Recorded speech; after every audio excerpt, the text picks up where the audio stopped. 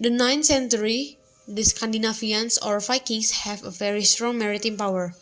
They also hold control in important rivers, one of which is the Dnieper River, which is directly connected to the Black Sea. They were also there to hold trade routes. Many Vikings eventually came and settled near the river, including one of them was Rurik the Viking prince who founded a kingdom in Novgorod. Novgorod is now one of the regions in Russia. Then Rurik has a son named Oleg. Oleg has expanded their territory to Kiev, Ukraine. Then stood the Kievan Rus kingdom inhabited by many Slavs and Finns led by the Rurik dynasty. In 1260, Moscow became a new empire within the territory of Russia controlled by the Mongols. In 1325, Moscow became the center of Russia, but at the time Russia was divided and much of its territory was taken over by the Kingdom of Lithuania, whose ambition was to unite the old Russian territories. In 1400, Moscow began to expand its territory until it finally separated from the influence of the Mongols and occurred during the reigns of Ivan III. Then, his grandson Ivan III, Ivan IV, managed to control the Kazan region and expand the Russian territory to the east. Ivan IV was the first to use the title Tsar to refer to the ruler of Russia. Ivan IV is also known as Ivan the Terrible, because during his leadership he always slaughtered his political opponents. The Rurik dynasty ended after his son Ivan IV. Theodore I died. Russia experienced prolonged conflict due to a controversial change of leader. In 1613, Michael Romanov was elected as ruler of Russia. The Romanov dynasty in 1721 became known as the Russian Empire of the Russia Empire. At this time, the territory of Russia was very large, including the territory of present-day Ukraine. In 1917, the Romanov dynasty fell and the Russian government was taken over by Vladimir Lenin, which opened the door to the implementation of the socialist system in Russia or the Soviet Union. Even though the Soviet Union was fast, they were still dissatisfied. The Soviet Union still wanted to expand its territory, one of which was to Finland. Not only do they control Finland, the eastern part of Poland, the Baltic countries, and the Arabian village area are also controlled by the Soviet Union. In June 1941, the Nazis, who had focused on controlling Great Britain, turned around and targeted Soviet territories. Finally, the Soviets decided to join the Allies, Britain, America, and China to fight the power of the Axis bloc consisting of Nazi, Germany, Japan, and Italy. Although the western region of the Soviet Union was once controlled by the Nazis, the Soviet Union won against the Nazis. After World War II, America and the Soviet Union spread their influence to other countries, especially countries in Eastern Europe influenced by the communist socialist ideology, Western Europe influenced by liberal democracy and the capitalist economic system. Finally, they compete in many ways: military power, scientific discoveries and breakthroughs, industrial medicine to nuclear production. In its development, these two countries also formed their respective military alliances, NATO in the west and the Warsaw Pact in the east. During this Cold War, they were always involved in conflicts ranging from the Greek and Turkish crisis, the division of the two sides of Berlin in Germany, the Korean Wars, and others.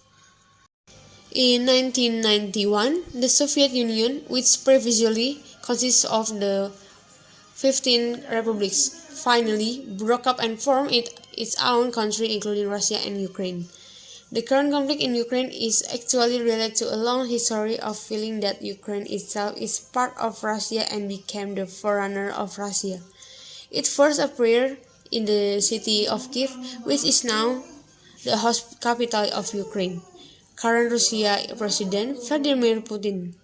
Putin himself is known as one of the people who opposed the breakup of the Soviet Union. According to Al Jazeera, in 2005, Putin once said in one of the essays that the breakup of the Soviet Union was the biggest geopolitical catastrophe in a century. For Russians, this is a real catastrophe for millions of brothers and sisters to be separate beyond borders.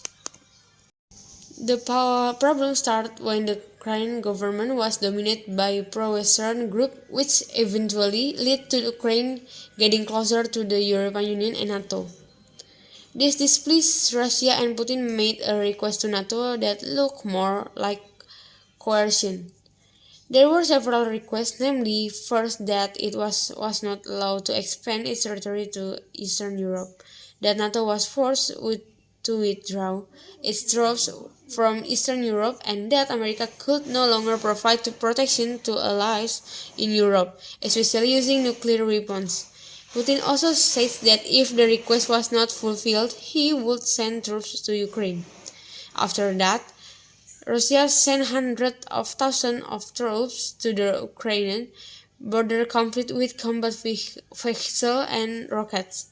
From the start, they said it was just a military exercise, military training, but on the border with lowered weapons complete. During these times, a few weeks ago, the Russians themselves said several times that they did not want violence. They also had time to withdraw their troops from the Ukraine border. But not long after that, there was tension between the Ukrainian military and Russian separatist groups in two regions of Ukraine, in Donetsk and Luhansk. In the end, these two Russian separatist groups unilaterally declared their independence as their own state, their names being Luhansk People Republic and the Donetsk People Republic. This is what makes the tension so high that the Russian side recognized these two regions as the independent territories and decided to provide assistance to both of them.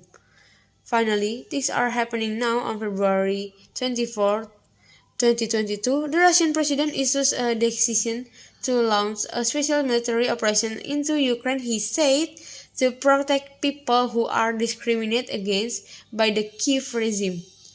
From here, Russian troops entered the territory of Ukraine, actually entering from various sides from the north. Russians entered through Belarus, in the east entered from the Donetsk and Luhansk regions, and from the south entered through the Crimea. Russia itself claims that this special military operation is targeting strategic and vital objects belonging to the Ukrainian military.